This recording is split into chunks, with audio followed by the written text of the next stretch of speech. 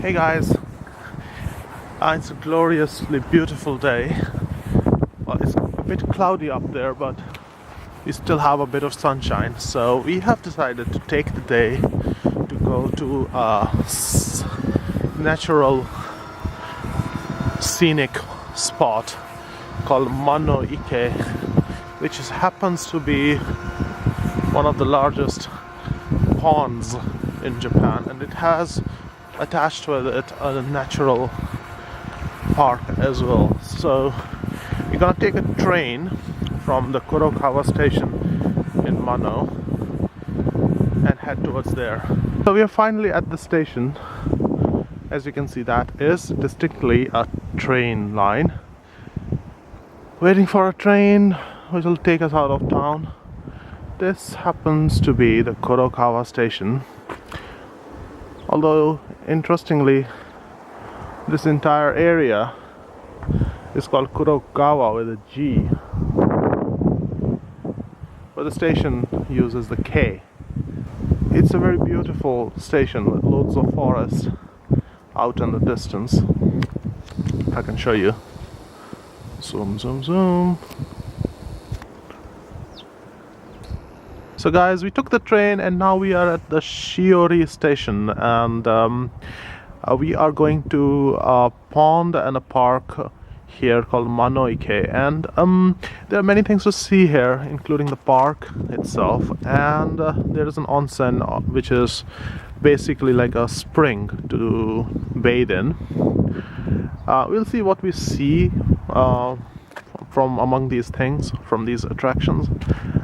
We start walking now. So we are at one of the ponds in the system when we walked down from that path which you see, and this is a beautiful area indeed, with loads of nature, forests, water, mountains. Rather beautiful. So we are finally at Manno-ike, and we're walking up a trail which you see over there. So this happens to be Japan's largest pond, and it's spectacular in its beauty. We just a few moments ago saw a camellia tree that was in bloom, and you can hear the bird songs for yourself. And we'll walk around this trail and see what we have else lying in wait to be discovered. So guys, we've been walking now for about 10 minutes, and I think we've done a bit. Still going up the trail to see what we find up there. Probably a bathhouse, but it's still quite a long way to go. Right guys, we are nearly at the top of this trail.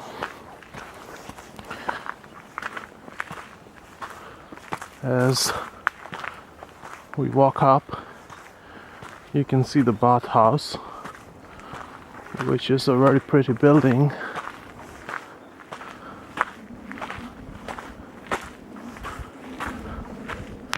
It's up there in the distance. You see a glimpse of it now? I suppose you do. There is the bathhouse in its full splendor. We have finally managed to reach the summit, which is up over there of this trail. And it seems all the time it's obviously possible to come up to this resort or a bathhouse, onsen as it's called in Japanese, by car, because right now I'm overlooking a huge ass car park in the distance, as you can see. And though much is not open in these parts because it's probably not the tourist season, we still have access to a vending machine where we could buy some soft drinks if we wanted to. So we are here at a cafe of sorts, except that the cafe doesn't have anyone to make you a coffee, but there are these machines. This one happens to sell ice creams. This one, cold drinks and hot drinks. And this Pepsi vending machine here sells Pepsi along with tea and coffee.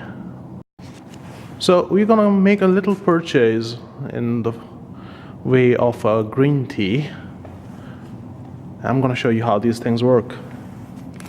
So all you do is you slip in your change or your money, banknote. Here we go. It shows 200 yen over there, and then select the drink you want. And obviously the drink comes down there and you pick it up. This one is fairly hot, and your change is in that contraption over here, as you can see. So here I'm enjoying a typical Japanese treat, a green tea ice cream. And this one happens to have some beans in it, which are called azuki beans, which are sweet. Slightly weird, but this is really delicious. We're walking to the Kanji Temple, and we've come across these Buddhist statues called Jizo, and there are quite a lot of them on this path. And these are distinctly Buddhist and quite similar to the statues they have in Tibet. And if you see carefully, the features of these Buddhas are a mixture of those that you see in India, but also they have been nativized a bit. So guys, we are here now at the Kanji Temple, which is, I'm told, a branch of the Zensuji Temple. This belongs to the Shingon sect of Buddhism. So we are here up at the temple. In the middle you see a giant incense burner. There are also some statues around here. And there's interestingly a pillar up there in the old Nepali script, which is still used by the Newari people in Nepal.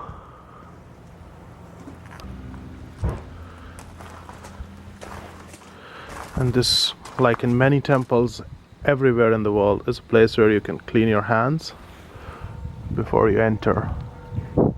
So up in the distance, when we go up from this Kanji Temple, is the statue of Kukai, the founder of this shrine, and in fact the founder of almost everything in Japan. This guy was quite remarkable in the sense that he did a lot of things.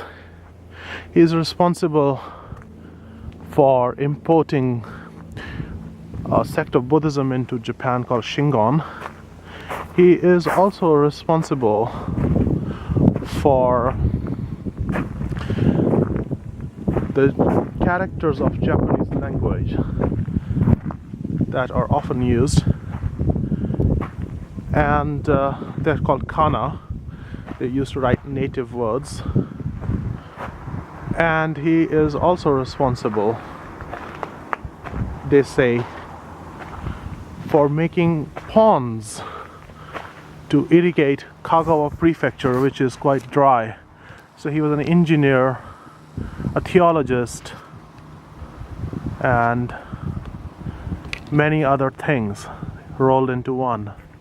In his hand he's holding a dorje, it's called in Tibetan, or a vajra as it's called in Sanskrit, which is quite interesting because it's not really seen much out of esoteric Buddhism that is prevalent in Tibet and in other places. So on this tree there are some paper bows which have these fortune These slips contain fortunes of people, and my fortune, as usual, whenever I've checked on this, is pretty much always rotten.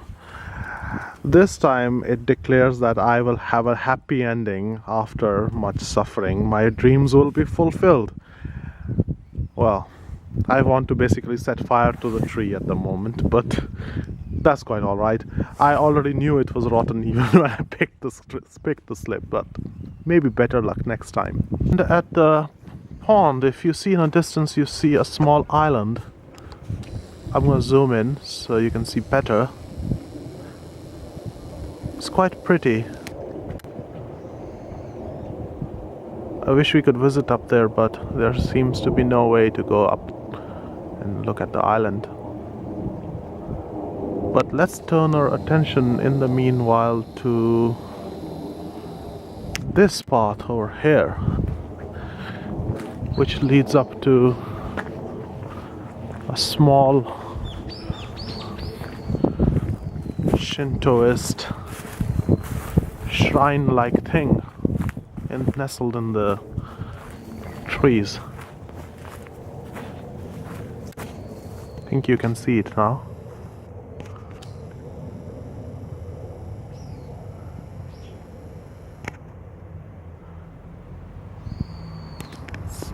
This has a very nice location.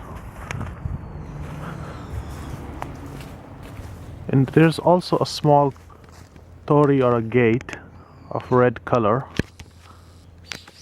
If we go in closer, you can have a look at it.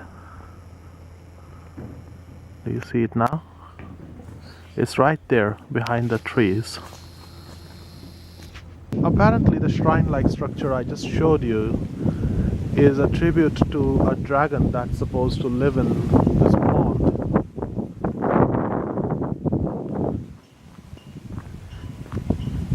And the red gate, now you can see it right up from the front. This is built to commemorate the dragon that's lurking beneath those waters somewhere. We're gonna go walk up these steps to visit the Kanji Shrine,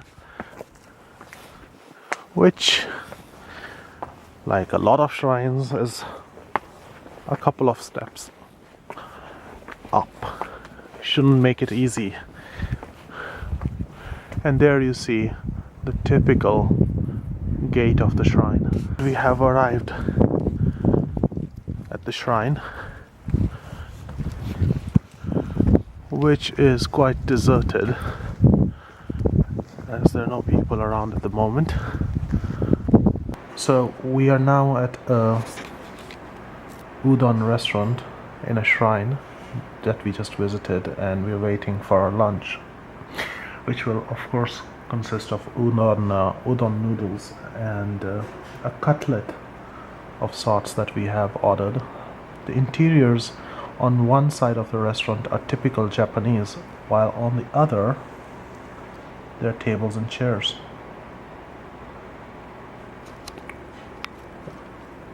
I'm so curious about the lunch, so let's just wait and see how it is when it arrives. And our beautiful lunch is here: some noodles and cutlet with some orange and a coleslaw, and there's some broccoli on the side as well because it happens to be in the season. Walking uphill from the restaurant, we've reached a rather empty parking lot. There's not much up here, but there's this beautiful road that goes up the mountainside and goes round. But here are some excellent ume trees which are in blossom. These are pink ones. I had shown you some other specimens a while ago in a video. Here in this side corner is a plaque which commemorates planting of these trees by the Crown Prince and the Crown Princess of Japan. Apparently, plaque actually puts the date of planting of these trees to 1988. That would mean that these trees were planted during the reign of the previous emperor, late emperor Hirohito, and the crown prince and crown princess then put in these trees. So actually, the now emperor and now empress were here in 1988 for planting of these trees. These trees are most likely the town tree of the previous Manno before it merged with other cities, and at that time the town tree used to be quinces. So these are most likely quince trees which are standing here now today. Guys, we are back now at the Shiori railway station, and on our way back to Manno so that we can return home. And the small pond that you just saw is actually at the railway station. So perhaps it's a representative of the fact that the town has many ponds. And that, guys and girls, is the train that is going to take us back home. Out there in the distance, here it is approaching, and we'll be in it and going off in a second.